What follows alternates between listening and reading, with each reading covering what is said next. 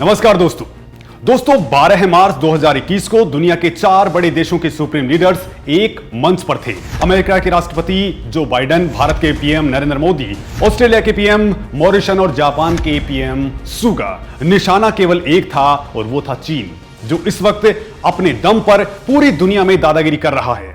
दुनिया के सबसे बड़े दादा यानी अमेरिका की उसका सीधा मुकाबला करने की औकात नहीं है, उसकी सांसें फूल रही हैं। दुनिया के 23 अलग अलग देशों के साथ उसका सीधा विवाद है, यानी दुनिया के करीब 10% देशों पर वो इकलौता भारी पड़ रहा है।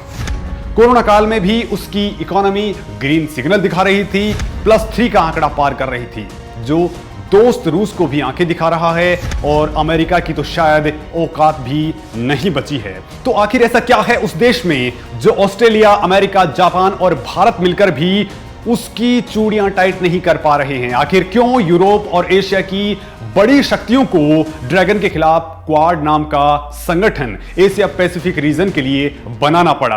क्या वास्तव में चीन इतना ज्यादा पावरफुल हो गया है कि भारत, अमेरिका, जापान और ऑस्ट्रेलिया के बाद ब्रिटेन को शामिल करने पर जोर आजमाइश हो रही है? कनाडा, फ्रांस और जर्मनी से भी चीन के खिलाफ जमीन मजबूत करने की जद्दोजहद चल रही है।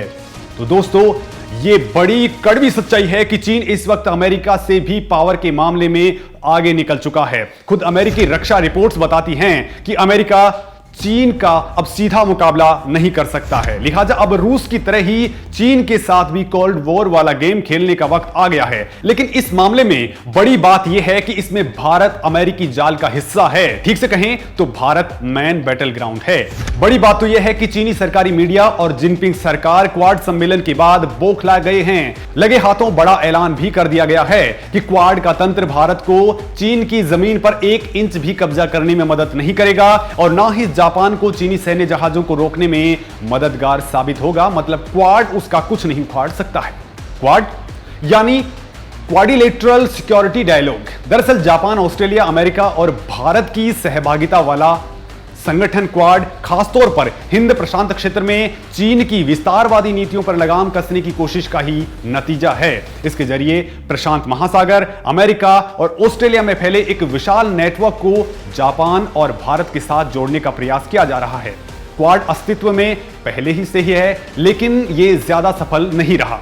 साल 2007 में जापान के तत्कालीन प्रधानमंत्री शिंजो आबे ने क्वाड का प्रस्ताव रखा था, जिसे अमेरिका, भारत और ऑस्ट्रेलिया ने समर्थन दिया था। हालांकि इसके बाद से यह सालों तक निष्क्रिय रहा।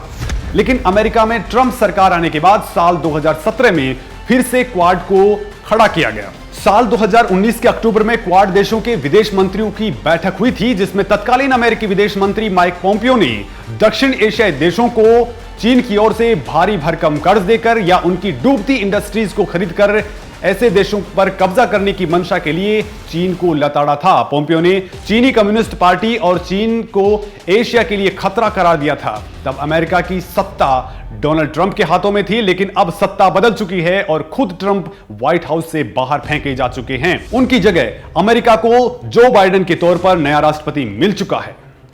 ऐसे में अब चर्चा यह भी हो रही है कि क्या बाइडेन क्वाड को लेकर डोनाल्ड ट्रंप की राह पर चलेंगे या चीन को हैंडल करने के लिए उनके पास कोई दूसरा बैकअप प्लान है। दरअसल फरवरी 2021 के शुरुआती हफ्ते में बाइडेन प्रशासन ने अमेरिका चीन व्यापार समझौते के प्रथम चरण की समीक्षा की बात की थी, जिसके बाद दोनों देशों के बीच हुए व्यापार युद्ध का नुकसान अमेरिका को ही ज्यादा होने की बात सतह पर आई। Think tank Peterson Institute of International Economics के विशेषज्ञ चैड बाउन ने कहा था कि चीन ने व्यापार समझौते के तहत अपने 42% वचनबद्धताओं को पूरा नहीं किया है। इस समझौते के पहले चरण के पीछे तत्कालीन ट्रंप प्रशासन का मकसद अमेरिका के किसानों, कारखानों और दूसरे कारोबारियों को लाभ पहुंचाना था। जनवरी 2020 में हुए इस समझौते के बाद कोरोना महामारी आ गई और ट्रंप ने चीन के खिलाफ जोरदार अभियान छेड़ दिया। इसके तहत शुरू हुए व्यापार युद्ध में अमेरिका में चीन से आने वाले सामानों पर करीब 25% अतिरिक्त इंपोर्ट ड्यूटी लगा दी गई। उम्मीद थी कि अमेरिकी बाजार में एंट्री नहीं मिलने से चीन झुकेगा, लेकिन हुआ इसका ठीक उल्टा। अमेरिका चीन व्यापार परिषद के रिसर्च में इसका खुलासा भी हो गया है, जो कहती है कि अमेरिका का आर्थिक विकास घटा है और वहां 2 लाख 45,000 नौकरियां चली गई। दूसरी ओर अमेरिका के साथ व्यापार में चीन का मुनाफा 2019 की तुलना में 7% बढ़ गया, जबकि वैश्विक परिदृश्य में यह मुनाफा 2019 की तुलना में 27% ज्यादा था। हिंदुस्तान के लिए मन में शुरू से ही खुन्नस रखने वाले जो बाइडेन का प्रशासन चीन के सामने कुछ नरम पड़ा हुआ है, जिससे उत्साहित चीन की सीनियर डिप्लोमेट यांग यीशी ने national committee on US China relations में ऐलान कर दिया कि चीन अमेरिका के साथ अपने संबंधों को आगे बढ़ाने को तैयार है। उन्होंने कहा कि टकराव छोड़कर परस्पर सम्मान और दोनों पक्षों को लाभ पहुंचाने वाले सहयोग के आधार पर ऐसा किया जा सकता है। इसके पहले बीते सप्ताह जो बाइडेन प्रशासन ने कहा था कि वो अमेरिका और चीन के बीच हुए व्यापार समझौते के पहले चरण की समीक्षा करेगा।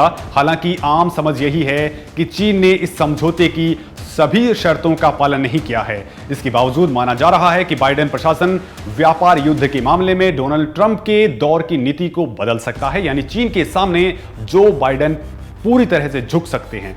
ठीक से कहें तो चीन की सुप्रीमेसी के आगे नतमस्तक हो सकते हैं, या फिर वो अमेरिका की उस पॉलिसी पर चल सकते हैं जो कभी रूस के खिलाफ अख्तियार की गई थी। वैसे डोनाल्ड ट्रंप के दौर में चीन को बराबर झटके लगे थे, लेकिन इससे पहले दक्षिण चीन सागर में चीन की दादागिरी को बढ़ावा ओबामा की ढीले रवैये वाली नीति के कारण मिला था, और अब तो बाइडेन पर चीन का चमचा होने का आरोप लगता रहा है। लिहाजा हाल क्या हो सकता है, ये बात क्लियर सी लगती है। खैर, बात चीन की करते हैं कि चीन में ऐसा क्या है कि वो इतना शक्तिशाली हो गया कि उसे काबू में करने की कोशिश करनी पड़ रही है। ऐसा क्या है कि क्वाड शिखर सम्मेलन के ठीक एक दिन पहले चीन ने यह तक कह दिया था कि किसी भी क्षेत्रीय सहयोगी ढांचे को शांतिपूर्ण विकास और लाभकारी सहयोग के सिद्धांत का पालन करना चाहिए। हम उम्मीद करते हैं कि संबंधित देश इस बात को ध्यान से रखेंगे, और तो और दक्षिण चीन सागर में अमेरिकी नौसेना की तैनाती पर भी चीन ने सीधे अमेरिका को वार्निंग दे दी थी। यानी क्लियर है कि अमेरिका से डरने वाला नहीं है। चीन आंखें तरेर कर चला गया, लेकिन क्वाड देशों की ओर से शिखर सम्मेलन में केवल कोरोना पर चर्चा के अलावा चीन को जवाब देते नहीं बना, जबकि चीन में क्वाड को खुल्लम खुल्ला चीन के खिलाफ खड़ा किया गया संगठन बताया जाता है। क्वाड शिखर सम्मेलन में क्वाड के टॉप लीडर्स ने दक्षिण और पूर्वी चीन सागर में नौवहन की आजादी, उत्तरी कोरिया से जुड़े परमाणु मुद्दे, म्यांमार में तख्तापलट पर जमकर चर्चा की गई। चीन से पेश हो रही चुनौतियों पर चर्चा तो हुई, लेकिन चीन मुख्य मुद्दा ही नहीं था। मुख्य मुद्दा केवल कोरोना और जलवायु परिवर्तन ही रहा। यानी चारों देशों के नेता मिलकर भी उतना खुला खेलने की हिम्मत नहीं कर पाए जितना हिम्मत खुलेआम चीन करता रहा है। खैर, इस सम्मेलन में एक बात भारतीय मीडिया को सबसे अच्छी लगी, और वो ये कि बाइडेन ने प्रधानमंत्री मोदी से कहा कि आपको देखकर बहुत अच्छा लगा। लेकिन यही बात भारत के लिए सबसे बड़ा संकट का कारण भी बनती जा रही है, और कारण क्या है वो आपको बताते हैं। दरअसल अमेरिका के साथ एक मंच पर आना भारत के पुराने दोस्तों को रास नहीं आ रहा है, और वो दोस्त है रूस। अमेरिका से अदावत मानने वाला रूस मानता है कि क्वाड में भारत अमेरिका के हाथों की कठपुतली बनता जा रहा है। लिहाजा दशकों से भारत के अच्छे और सच्चे दोस्तों में शुमार रूस कई मोर्चों पर भारत के विरोध में खड़ा दिखने लगा है। इंडियन एक्सप्रेस की रिपोर्ट बताती है कि अफगानिस्तान में शांति बहाली की कोशिश करने वाले ग्रुप में शामिल होने की भारत की कोशिशों का रूस ने विरोध किया था, जबकि अफगानिस्तान में अमन बहाली के लिए उसने पाकिस्तान को उस ग्रुप में शामिल करने का समर्थन किया।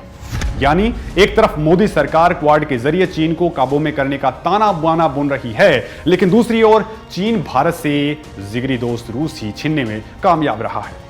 अफगानिस्तान की संसद का निर्माण हो या वहां पर दूसरे इंफ्रास्ट्रक्चर बनाने की कवायद, हिंदुस्तान के अरबों रुपए अफगानिस्तान में फंसे हुए हैं, और यही कारण रहा है कि भारत करीब 6 महीने से यह कोशिश कर रहा था कि अफगानिस्तान के मसले पर उसे भी फैसला लेने का अधिकार मिले। अफगानिस्तान सरकार और भारत सरकार के बीच काफी अच्छे संबंध हैं। इंडियन एक्सप्रेस की रिपोर्ट के मुताबिक अमेरिका ने जो मैकेनिज्म सुझाया था उसमें भारत अफगानिस्तान में अमन बहाली के काम में शामिल था, जबकि रूस के मैकेनिज्म ने भारत को इस प्रक्रिया से बाहर रखते हुए रूस, चीन, अमेरिका, पाकिस्तान और ईरान को अफगानिस्तान में शांति के लिए बातचीत की मेज पर आने की हिमायत की थी। यानी दोस्तों, अब विश्व का सिनेरियो बदल रहा है। एक तरफ अमेरिका, दूसरी तरफ अब चीन खड़ा होता जा रहा है, दो पालों में बढ़ता जा रहा है। लेकिन भारत कभी नेहरू के टाइम से ही गुट निरपेक्ष की नीति पर चलता रहा था, अब वो अमेरिका की तरफ झुकता जा रहा है। यानी मोदी सरकार अमेरिका की ओर जाती जा रही है, जो एक नई कहानी लिख सकता है। आप इसके बारे में क्या कुछ सोचते हैं? क्या क्वाड जो है वो चीन के लिए एक बड़ा संकट बन सकता है, बड़ा सिरदर्द बन सकता है, या फिर इसी के तहत भारत को ही एक बड़ा नुकसान भी झेलना पड़ सकता है, जिसका पहला एग्जाम्पल रसिया है। आगे देखते हैं क्या क्या होता है। आप इसके बारे में क्या कुछ सोचते हैं? कमेंट्स के जरिए हमें जरूर बताइए। साथ ही अगर वीडियो आपको अच्छा लगे तो शेयर और लाइक जरूर करें। साथ ही चैनल को सब्सक्राइब करना बिल्कुल ना भूलें। धन्यवाद।